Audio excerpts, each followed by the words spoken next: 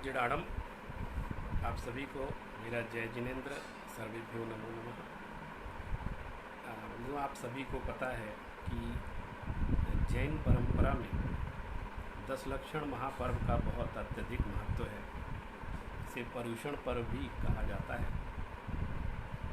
और इस दशलक्षण पर्व पर हम सभी आत्मा की आराधना करते हैं। ये जो पर्व होते हैं, इनका सबसे बड़ा महत्व ये है कि दुनिया में जितने भी पर्व आते हैं, जब हम उसकी चर्चा करते हैं तो पर्व को लेकर के लोगों के अंदर एक उल्लास आ जाता है कि अरे ये त्यौहार है, ये पर्व है। और उसका अर्थ क्या समझते हैं हम कि इस पर्व पर हमें तरह तरह के व्यंजन बनाने हैं, मिठाइयाँ बांटनी हैं, खूब खाना पीना है और उत्साह से नाचना है, ऐसा भाव आता है। लेकिन दशलक्षण महापर्व एक ऐसा पर्व है जब लोग उनका उत्साह खाने पीने के प्रति नहीं होता है, बल्कि खाना पीना छोड़ने के प्रति, कि हम कितना त्याग कर सकते हैं। पूरा जीवन, पूरा अपना वर्ष भर भी हम समझें तो हम अपने वर्ष भर किस चीज़ का पोषण करते हैं, किस चीज़ को हम सींचते हैं। निश्चित रूप से हम ऐसे समय में अपने शरीर को सींचते हैं, शरीर की रक्षा का ख्याल करते हैं, शरीर का कैसे पोषण हो इस ओर ध्यान देते हैं। तो इस तरह की व्यवस्था की गई कि ये सिर्फ शरीर ही नहीं है, बल्कि हमारे इस शरीर में एक शुद्धात्मा भी विराजमान है। हमारा जो सच्चित आनंद स्वरूप आत्मा है वह भी हमारे अंदर विराजमान है। उसका भी तो कुछ ख्याल रखना चाहिए। और उसका कैसे ख्याल रखें, कब ख्याल रखें, वैसे तो हमेशा उसके बारे में चिंतन मनन करना चाहिए। लेकिन संसार में हम लोग फंसे रहते हैं, कभी सोचते नहीं इस बारे में। तो यह जो धर्म है दशलक्षण महापर्व, ये आत्मा की आराधना के लिए आया है। और आत्मा की आराधना कब होगी? जब हम अपने शरीर की तरफ से ध्यान हटाएं। ठीक है, हमने 355 दिन वर्ष में शरीर के लिए दिए, कोई बात नहीं, संसार है, शरीर का ध्यान रखना पड़ता है। लेकिन क्या आत्मा की कीमत इतनी कम है कि हम उसके लिए 10 दिन भी ना दें, 1 दिन भी ना दें, 1 घंटा भी ना दें? ऐसा तो नहीं है। और मैं मानता हूँ जो आत्मा को स्वीकार नहीं करते हैं, नहीं मानते, उनकी अपनी समस्या है। लेकिन फिर भी उन लोगों को भी ये विचार करना चाहिए कि इतना जो प्राचीन काल से इतने ऋषि मुनियों ने, इतने तपस्वियों ने जिसकी आराधना की है, तो वो कोरा बकवास तो नहीं हो सकती। हजारों लाखों ग्रंथ लिखे गए हैं, संस्कृत में कितने ग्रंथ लिखे गए, प्राकृत में कितने ग्रंथ लिखे गए। और सिर्फ जैन धर्म नहीं, बल्कि अनेक धर्म, अनेक दर्शन आत्मा की चर्चा करते हैं, आत्मा की प्राप्ति की बात करते हैं। और भारत की सबसे बड़ी विशेषता ये है कि भारत सिर्फ भौतिकवादी होकर कभी नहीं रह सकता। उसको 2 लाभ चाहिए। भारतवासियों को 2 तरह के लाभ चाहिए। क्या? उसको इस लोक में भी कल्याण चाहिए और परलोक में भी कल्याण चाहिए। अन्य विदेश वगैरह में जहाँ उनके दर्शन है या फिर उनका जो चिंतन है या उनकी जो उद्देश्य है वो इस लोक तक सीमित है कि चलो यहाँ हमारा सबसे अच्छा से अच्छा हो जाए। लेकिन वो उस विषय पर विचार नहीं कर पाते हैं जो उनको उनके आत्मा के उद्धार की चिंता है। और भारत एक ऐसा देश है जहाँ इस पर विचार होता है। और भारत में भी जैन धर्म दर्शन एक ऐसा धर्म दर्शन है जिसने सब तरह के सांप्रदायिक मतभेदों को बुलाकर ये कहा, तुम अपनी आत्मा को पहचानो, आत्मा के पुरुषार्थ को पहचानो। तो ये दशलक्षण महापर्व इस उद्देश्य से भी हमारे बीच साल में 3 बार आते हैं। लेकिन भादों के महीने में जो पंचमी से लेकर शुक्ल पक्ष की पंचमी से लेकर चतुर्दशी तक विशेष रूप से इसकी आराधना हम लोग करते हैं, उसका महत्व ज़्यादा है। और इस लॉकडाउन के दौरान सब लोग अपने घरों में हैं। वर्तमान में भी कई जगह मंदिर वगैरह नहीं खुल रहे हैं और गुरुओं के प्रति, गुरुओं के पास नहीं जा पा रहे हैं। तो क्या करें? ऐसे समय के लिए मैंने एक कविता भी लिखी थी और वो काफ़ी वायरल हो गई है, उसको भी मैं सुनाऊंगा एक बार। लेकिन कल शाम को मैं पुरुषार्थ सिद्धि पाए का व्याख्या कर रहा था, तो नेटवर्क की प्रॉब्लम के कारण वो उसमें थोड़ा सा व्यवधान आता चला गया। लेकिन मैं चाहता हूँ इस लॉकडाउन के दौरान उस 10 लक्षण पर्व पर एक अमूल्य उपहार मुझे मिला है, और वो ऐसा उपहार मिला जो मैं आपके साथ साझा करना चाहता हूँ। ध्यान, चिंतन, मनन के दौरान मुझे कुछ गाथाएं प्राप्त हुई, और वो, मैं कोई प्राकृत का कवि नहीं हूँ, लेकिन मुझे ऐसा लगा जैसे मुझे कोई संदेश दे रहा है, कुछ कहने को कह रहा है, तो मैंने उसकी रचना कर दी। और रचना का निमित्त मैं बना हूँ, लेकिन मैं मानता हूँ ये रचना प्रकृति की देन है और हुई है, और उसका प्रकाशन भी हो गया। ये भी एक अद्भुत घटना इस दौरान। तो मैं आप सबके सामने ये पुस्तक दिखाना चाहता हूँ। ये है 10 धम्मसारों, इस 10 लक्षण पर्व के उपलक्ष्य में।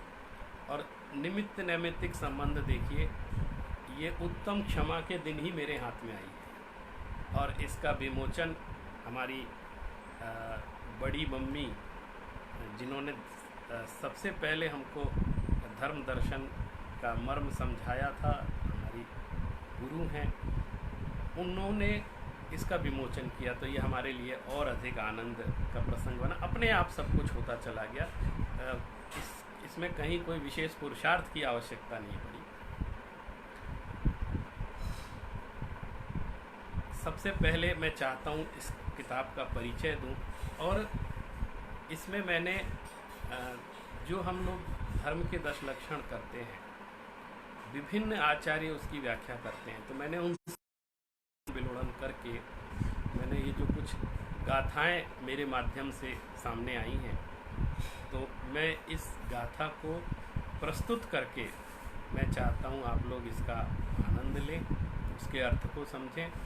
कल मैं इसको प्रस्तुत नहीं कर पाया, तो मैं शुरू से इसको प्रस्तुत करता हूँ, और कोशिश करूँगा जब भी अवसर मिलेगा मैं प्रतिदिन एक, जो उस दिन का विशेष धर्म की आराधना होती है, उस दिन के अर्थ को लेकर, उसकी गाथा को लेकर, उसकी व्याख्या जो इस पुस्तक में है, यानी पुस्तक वाचन का क्रम, ये प्रवचन नहीं है, ये भाषण नहीं है, पुस्तक वाचन। तो रोज़ मुझे लगता है 10 मिनट सिर्फ भूमिका है। तो मैं जब भी मुझे अनुकूलता होगी, मैं कोई समय भी निश्चित नहीं कर रहा हूँ, मैं इसको प्रस्तुत करूँगा अपने सभी मित्रों को, हमारे जो फेसबुक से जुड़े हुए हमारे तमाम हजारों मित्र हैं, उन सबको प्रणाम करते हुए आज मैं मंगलाचरण के माध्यम से अपनी बात प्रारंभ करूँ। अडमोहु सव्वजिणाणम् आयर्यो वच्छाय साहूढं य अडमोय पज्जुषणाणम् अडमो 10 लक्षण पवाणम्। इसमें सबसे पहले सभी जिनेंद्र भगवंतों को नमस्कार किया गया है। अडमोहु सव्वजिणाण, सभी जिनेंद्र भगवंतों को मेरा नमन है। आयर्यो वच्छाय साहूढं, सभी आचार्यों को मेरा प्रणाम है, सभी उपाध्यायों को मेरा प्रणाम है, और सभी साधुओं को, सभी वीतरागी साधुओं को मेरा प्रणाम है। अडमोय पज्जुषणाणम्, और पर्युषण को मेरा प्रणाम है, पर्युषण पर्व को मेरा प्रणाम है। अडमो 10 लक्षण पब्बाणम्, इस 10 लक्षण पर्व को भी मेरा प्रणाम है। हम सभी जो चर्चा कर रहे थे कि ये पर्युषण पर्व, 10 लक्षण पर्व जो जैनों के पर्व कहे जाते हैं, ये व्यवहार से कहे जाते हैं। मैं मानता हूँ कि ये सिर्फ जैनों के पर्व नहीं है, प्रायः हर धर्म दर्शन किसी एक चीज़ को लेकर के आगे बढ़ता है, लेकिन ये जीव मात्र का धर्म है, क्योंकि इसमें जो चर्चाएं आई हैं वो मूल्यपरक शिक्षा है। हम मानते हैं कि आत्मा का जो स्वाभाविक धर्म है वो हर आत्मा में है, कोई ऐसा नहीं है कि किसी संप्रदाय विशेष में है। तो उस आत्मा की आराधना को हम किसी संप्रदाय, क्षेत्र, भाषा, किसी भी रूप में अगर सीमित करते हैं तो उसके साथ हम अन्याय करते हैं। इसलिए भी मैं ये बात कहना चाहता हूँ आप सबसे, 10 लक्षण पर्व का उद्देश्य क्या है। सबसे पहले समझेंगे, संक्षेप में बता रहा हूँ। 10 लक्षण पर्व यह हमको भेद विज्ञान कराना सिखाता है, और वह पाप से बचने का, कर्म से छूटने का सबसे अच्छा उपाय है भेद विज्ञान की दृष्टि। इसलिए हमको भेद विज्ञान का अभ्यास करना चाहिए, उसकी आराधना करना चाहिए। और ये जीवन जीने की कला है भेद विज्ञान। इसका अभ्यास करना पड़ता है, तत्व विचार करना पड़ता है, और तत्व ज्ञान के माध्यम से भेद विज्ञान होता है, वैराग्य होता है। क्योंकि ये जो तत्व हैं, ये जितनी भी बातें हैं, संयम है, तप है, व्रत है, भेद विज्ञान है, ये सब मनुष्य के कल्याण के लिए है। इस संसार से विरक्त होकर के, इस संसार में रहकर भी संसार से भिन्न रहकर जो जीवन जीने की कला सिखाता है, वो हमारा 10 लक्षण पर्व है। एक परुषण शब्द का शाब्दिक अर्थ आपको बताता हूँ, जो हम लोग प्रयोग करते रहते हैं। परि असमन्तात उष्यन्ते दह्यन्ते पाप कर्माणि यस्मिन् तत् परुषण। माने जो आत्मा में रहने वाले कर्मों को सब तरफ से तपाए या जलाए, वह परुषण है। 10 लक्षण पर्व में 10 दिन तक आत्मा के 10 धर्मों की उपासना की जाती है। इस तरह ये बहुत लंबी भूमिका है, उसका ज़्यादा वाचन नहीं कर रहा हूँ। अब मैं धर्म के स्वरूप पर आ रहा हूँ। आज थोड़ा समय लगेगा क्योंकि मुझे उत्तम मार्दव धर्म तक आना है, और कल क्षमा धर्म हो गया, उसकी भी चर्चा करेंगे। धर्म किसको कहते हैं, मैं जो सोचता हूँ वो आपको बता रहा हूँ। धर्म की अनेक परिभाषाएं हमारे शास्त्रों में मिलती हैं, और बहुत सटीक परिभाषाएं, जैसे धारण करने को धार्यति इति धर्मः, ऐसा सूत्र है। जो धारण किया जाए वह धर्म है। धर्म की अनेक परिभाषाएं हैं, उसकी गाथा है। दंसण मूलो धम्मो वत्थु सहावो खलु जीव रक्षणम चारित्तम सुदम दया धम्मो य शुद्ध वीराय भावो। दर्शन का मूल धर्म है, वस्तु का स्वभाव धर्म है, जीवों की रक्षा ही धर्म है, और चारित्र धर्म है, श्रुत धर्म है, दया धर्म है, और विशुद्ध वीतराग भाव धर्म है। ऐसा जानो। धर्म की अनेक परिभाषाएं, और भी बहुत सारी परिभाषाएं। कहीं कर्तव्य को धर्म कहते हैं, कहीं पूजा पाठ को धर्म कहते हैं, कहीं तीर्थ यात्रा को भी धर्म। हर चीज़ को हम लोग धर्म से जोड़कर देखते हैं। धर्म की अनेक परिभाषाएं। इसलिए धरतियो उत्तमे सुखे सधर्मा, जो उत्तम सुख में रख दे वह धर्म है, उसकी परिभाषा है। ये तो सब सुनते जानते रहते हैं धर्म की क्या परिभाषा है, लेकिन मैं कुछ और बात कहना चाहता हूँ। एक परिभाषा अपनी तरफ से भी देना चाहता हूँ। मैं ऐसा मानता हूँ कि धर्म वह है, धर्म की परिभाषा, जो आज तक नहीं किया वो धर्म। सुनकर आश्चर्य हो रहा होगा कि जो आज तक नहीं किया होता, अभी तक हम क्या करते आ रहे हैं। हम इतना सब चारों तरफ वातावरण धर्म का ही पैदा करते हैं, धर्म की आराधना करते हैं, सब कर रहे हैं, फिर भी आप कह रहे हैं कि जो आज तक नहीं किया वो धर्म है। ये क्या लक्षण है? लेकिन इसके पीछे मेरा एक तर्क, मैं आपकी या किसी और की बात नहीं करना चाहता हूँ, मैं अपनी खुद की बात करना चाहता हूँ। मुझे ये लगता है कि मैंने जो आज तक नहीं किया वो धर्म, क्योंकि यदि मैंने धर्म किया होता, वास्तव में जो सच्ची परिभाषा है धर्म की, यदि मैंने उस धर्म को धारण किया होता तो आज मैं संसार में नहीं होता बल्कि मुक्तिपुरी में होता, सिद्धालय में विराजमान होता। मेरा ये जो जीव है वो मिथ्यात्व के वशीभूत होकर इस संसार में मोह माया में भ्रमण नहीं कर रहा होता, ये अरिहंत अवस्था को प्राप्त हो गया होता, सिद्ध गति को प्राप्त हो गया होता। इससे सिद्ध होता है कि हम अनंत काल से इस संसार में हैं, हमने सब कुछ किया है लेकिन धर्म नहीं, और धर्म के नाम पर बहुत कुछ किया है लेकिन धर्म नहीं। हो सकता है कोई गलती है तभी तो रह रही है बात, इतनी सब कार्य करने के बाद भी कुछ तो छूट जाता है हमारा।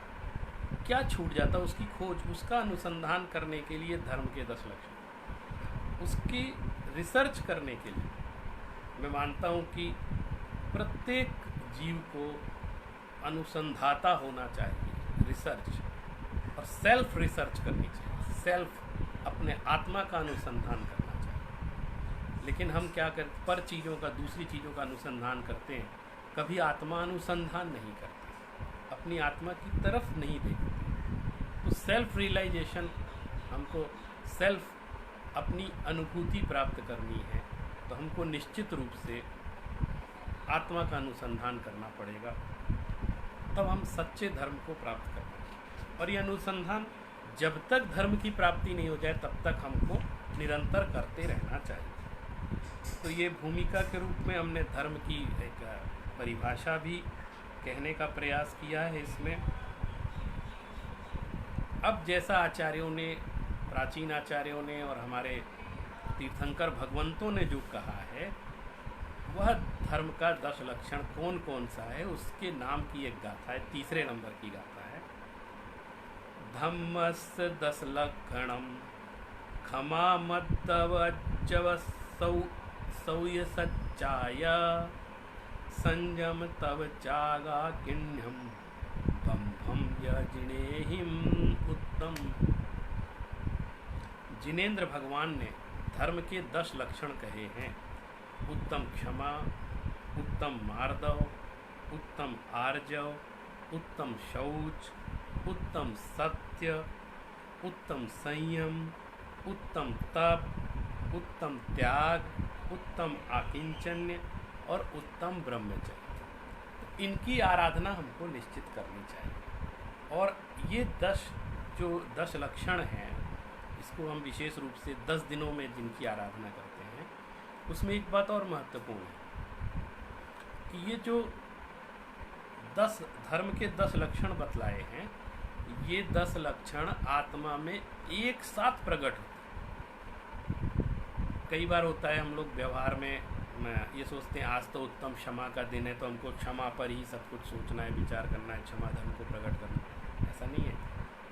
10 दिन 10 धर्म की आराधना होती है, 10 धर्म की पूजा पाठ होता है, 10 धर्म की ध्यान किया जाता है, 10 धर्म का जप किया जाता है, 10 दिन। लेकिन व्यवहार से चूँकि 10 दिन है तो उसको एक एक दिन में विभाजित करके कि आज विशेष, आज हम उत्तम क्षमा को समझेंगे, आज हम उत्तम मार्दव को समझेंगे, उसकी गहराई को समझेंगे, उसमें जो तत्व छिपा है उसको समझने की कोशिश करेंगे। और वर्तमान में शिक्षा का इतना प्रचार प्रसार है, बहुत पढ़े लिखे लोग हैं, और मैं उन सबसे ये कहना चाहता हूँ कि आपके जो ज्ञान है, आपके अंदर जो क्षोभक्षम है, आपके अंदर जो बुद्धि है, पहले इतना बुद्धि का विकास नहीं था लोगों को, तो कोई भी कैसा भी समझा देता था, लोग वो सुन के समझ लेते थे। लेकिन आज धर्म दर्शन के क्षेत्र में अगर अच्छे अच्छे इंजीनियर जुड़ रहे हैं, अच्छे अच्छे डॉक्टर जुड़ रहे हैं, IAS ऑफिसर जुड़ रहे हैं, और मैनेजमेंट के लोग जुड़ रहे हैं, कॉर्पोरेट जो बहुत पढ़े लिखे हैं, वो अपनी प्रज्ञा का उपयोग यदि आत्मानुसंधान में करेंगे, अध्यात्म को समझने में करेंगे, तो वो ज़्यादा अच्छा कर सकते हैं। क्योंकि उनके अंदर प्रज्ञा है, बुद्धि है, और एक शिक्षित व्यक्ति है, कोई अशिक्षित नहीं है, तो वो अपने अध्ययन से उसको समझें, किसी की सुनी सुनाई बातों को विश्वास नहीं करें। इसलिए स्वाध्याय का भी बहुत ज़्यादा महत्व है। तो हम लोग रोज़ 10 धर्म पर मैं कोशिश करूँगा कि अपने इसी तरह फेसबुक पर लाइव आकर के आपको एक एक धर्म के बारे में एक एक गाथा बता के उसका अर्थ। तो अभी लॉकडाउन के दौरान डाक व्यवस्था उतनी अच्छी नहीं है, और भी व्यवस्था, तो हमारी पुस्तक तो आप तक इस समय फिजिकली नहीं पहुंच पाएगी। इसकी एक डिजिटल कॉपी PDF के रूप में मैं अपने मित्रों को भेज रहा हूं। आपको चाहिए तो आप भी बताएं, आपको भेज दूंगा। और अभी हम लाइव में इसके माध्यम से इस पुस्तक पर थोड़ी चर्चा कर रहे हैं, क्या है इसके अंदर, क्या तत्व छुपा हुआ है, और आप सभी हमारे साथ जुड़े हुए हैं। तो एक बात और मैं आज उत्तम क्षमा की बात कहकर संपन्न करूंगा, क्योंकि कल उत्तम क्षमा का दिन था और आज उत्तम मार्दव। तो थोड़े समय बाद मैं उत्तम मार्दव पर भी विचार करूंगा आगे के वीडियो में। आज मैं उत्तम क्षमा पर कहकर अपनी बात संपन्न करता हूं, जो कल हमने मनाया। और हमारे जो श्वेतांबर भाई बहन हैं, उन्होंने संवत्सरी का पर्व मनाया है, जो वार्षिक प्रतिक्रमण करते हैं उस दिन, जो वर्ष भर की जितनी भूलें हुई हैं उन सब सफाई कर देते हैं। एक वार्षिक, मैं अक्सर इस बात को कहता हूँ, ये सबसे बड़ा स्वच्छता अभियान है। क्षमा पर्व क्या है? सबसे बड़ा स्वच्छता अभियान। जैसे भारत सरकार ने स्वच्छता अभियान चलाया, ये स्वच्छता अभियान बाहर की स्वच्छता का ही नहीं था, बल्कि ये आत्मा की स्वच्छता की। हमको अपनी कषायों को हटाना है, उनको मंद करना है, दोषों को दूर करना है, ये सबसे बड़ा। तो मैं जो पहला दिन भाद्र शुक्ला पंचमी को मनाया जाता है, उस दिन की जो उत्तम क्षमा धर्म है उसकी गाथा पढ़कर आपको सुना रहा हूँ, और जो मैं भाव समझता हूँ, जो मैं कहना चाहता हूँ, वो बात भी आपसे कहूँगा। क्षमाहु अपसहावो कोहा भावे अजायै अपम्मी मिच्छतस्सा भावे जहाय सम्मतम हवै अपम्मी। देखिए, क्षमा धर्म पर बहुत व्याख्या हो जाएगी, प्रवचन भी हो जाएंगे, लेकिन मैं चाहता हूँ सबसे पहले हम उसके अर्थ को समझ लें कि उत्तम क्षमा धर्म है क्या। क्षमाहु अपसाव, सबसे पहली बात, ये क्षमा धर्म ऐसा धर्म नहीं है क्षमा कि हमको कहीं से लाना है, अपने अंदर फिट करना है, ऐसा नहीं है हमारे अंदर, बल्कि प्रत्येक जीव के अंदर क्षमा धर्म लबालब भरा पड़ा है, बस प्रकट नहीं हो रहा है। क्यों? क्योंकि बैर, क्रोध, इन चीज़ों ने उस पर एक आवरण डाला। और आपने देखा होगा, यदि किसी चीज़ पर कोई लेयर डली हो तो नीचे की चीज़ दिखाई नहीं देती। जैसे ये सूर्य है, सूर्य पर बादल आ जाते हैं तो सूर्य की रोशनी नहीं आती, तो सूर्य का प्रकाश कब प्राप्त होता है? जब बादल हट जाते हैं। इसी तरह वो जो प्रकाश है सूर्य के अंदर विद्यमान है, स्वभाव है उसका। इसी तरह आत्मा के अंदर क्षमा धर्म मौजूद है, कहीं से लाना नहीं है, लेकिन उसको प्रकट करना है, वो अप्रकट अवस्था में रहता है।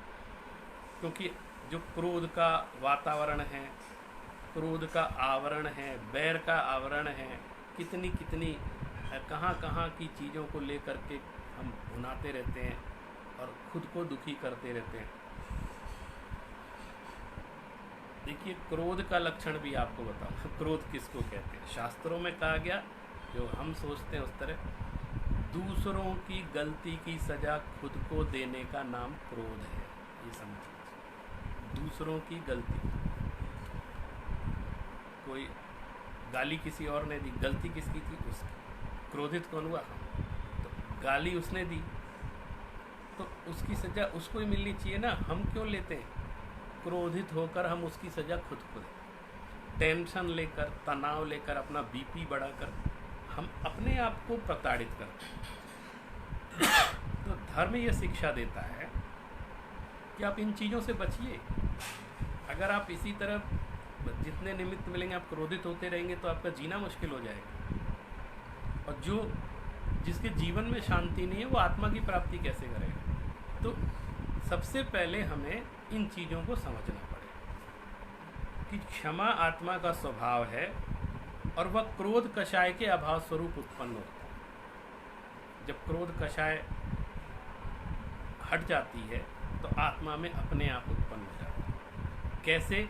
जैसे मिथ्यात्व के अभाव में सम्यक्त प्रकट हो जाता है। जैसे मिथ्यात्व दूर होता है तो सम्यक्त अपने आप प्रकट हो जाता है। सम्यक्त को प्रकट करने के लिए कुछ नहीं करना है, कोई कहे ये करना, अरे मैं कहता हूँ कुछ नहीं करना है, एक काम करना है, मिथ्यात्व का अभाव का। जैसे ही मिथ्यात्व का अभाव होगा, सम्यक तो भरा पड़ा है आत्मा में, सम्यक अपने आप प्रकट हो जाएगा, आपको उसकी चिंता करने की जरूरत ही नहीं। तो ये हमने इसको क्रोध को भी स्वभाव मान लिया है, इसलिए परेशानी हो जाती है, जबकि ये आत्मा का स्वभाव नहीं है। और भी इसकी बहुत व्याख्या है। हम लोग अगर क्रोध का कारण जो सबसे बड़ा ये है कि हम पर में इष्ट अनिष्ट बुद्धि करते हैं कि दूसरा मेरा कुछ बना देता है, दूसरा मेरा बिगाड़ देता है, ऐसा चिंतन करते हैं। और ये एक सबसे बड़ा भ्रम है दुनिया का, कोई मेरा भला कर रहा है या कोई मेरा बुरा कर रहा है। अगर हम गहराई से देखेंगे तो हमारे अपने ही पूर्वकृत कर्मों के उदय से हमें अनुकूलता प्रतिकूलता प्राप्त होती है। ये एक यथार्थ है बहुत बड़ा। अगर हमारी पुण्य का उदय होगा, हमें अनुकूलता मिलनी होगी, तो दुश्मन भी हमारी मदद कर देते हैं। और अगर पाप कर्म का उदय है और प्रतिकूलता है उसके कारण से, तो हमारे सगे भी हमारे दुश्मन बन जाते हैं। इसलिए इसका कोई ठिकाना नहीं चीज़ों का, हमें इन सबसे परे होकर सोचना पड़ेगा और उस समय साम्य भाव का अभ्यास करना पड़ेगा। और ये साम्य भाव जब तक हम नहीं समझेंगे, ये आप समझ लो पूरे जीवन मूल्य हैं। माने हम मूल्य परक शिक्षा की बात करते हैं, इन चीज़ों को हमें जीवन मूल्य की तरह समझने की आवश्यकता है। दूसरों से ज़्यादा अपेक्षाएं करते हैं, इसके कारण क्रोध उत्पन्न हो जाता है। तो अपेक्षाएं भी हमें बहुत ज़्यादा किसी से नहीं करनी चाहिए। अपने परिवारजनों से भी ज़्यादा अपेक्षाएं मत करिए, संसार के लोगों से कम, मिनिमम रिक्वायरमेंट अगर हम रखेंगे तो हमें ज़्यादा दुख नहीं होगा और फिर जो मिलेगा वो प्राप्त होगा। जैसे अगर कोई, हम ये अपेक्षा करते हैं कि मुझसे कोई नमस्ते भी नहीं करेगा, तो लेकिन अगर उसने किसी ने नमस्ते कर ली तो ऐसा लगता है अरे वाह इसने इतना अच्छा है। और हम अगर ये सोचे अरे बहुत मेरा सम्मान करेगा, बहुत ये, और वो ज़रा कम करे तो फिर दुख होता है। तो ये सब सुख दुख हमारे हाथ में, हम जैसा मानेंगे वैसा ही हो। तो अपनी दृष्टि बदलने की आवश्यकता है, और अगर हम दृष्टि बदल लेंगे तो सृष्टि अपने आप बदलती चली जाएगी। और तत्व ज्ञान के अभ्यास से ही ये संभव है।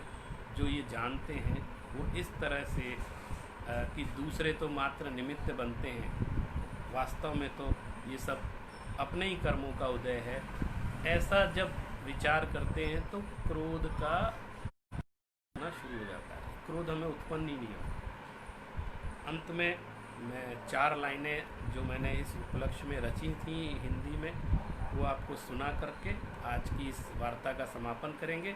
फिर मैं अगले वीडियो में आज का जो उत्तम मार्गव धर्म है उसकी भी चर्चा गाथा के माध्यम से करूँगा।